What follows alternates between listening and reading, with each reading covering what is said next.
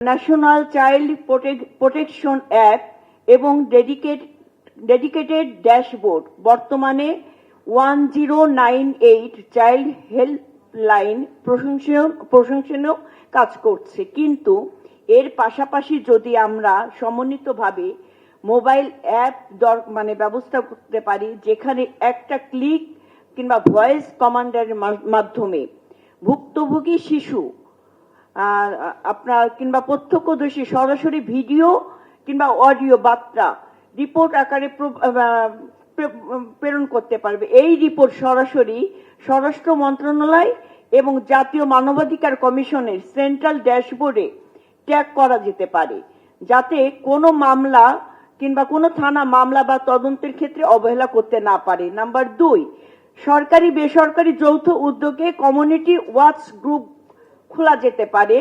প্রতিটি word, union, স্থানীয় যুব সমাজ, শিক্ষক, ইমাম, পুরোহিতদের নিয়ে শিশু সুরক্ষা কমিটি গঠন করা যেতে পারে।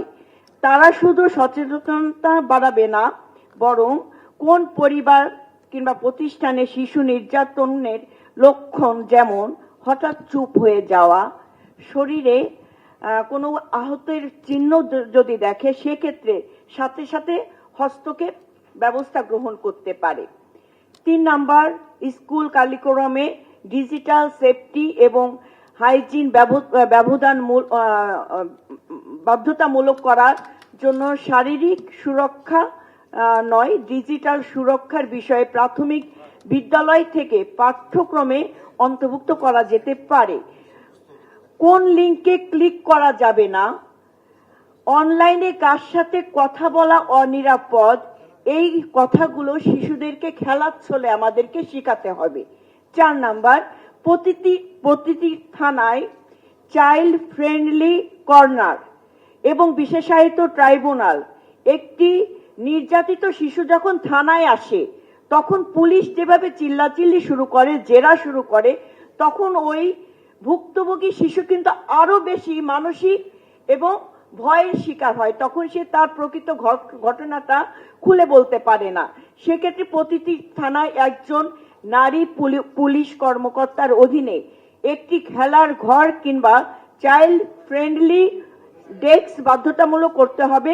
একই সাথে শিশু নির্যাতনের মামলার জন্য ফাস্ট ট্র্যাক কোর্ট গঠন করে 90 দিনের মধ্যে মামলা নিষ্পত্তিকরণ করতে হবে।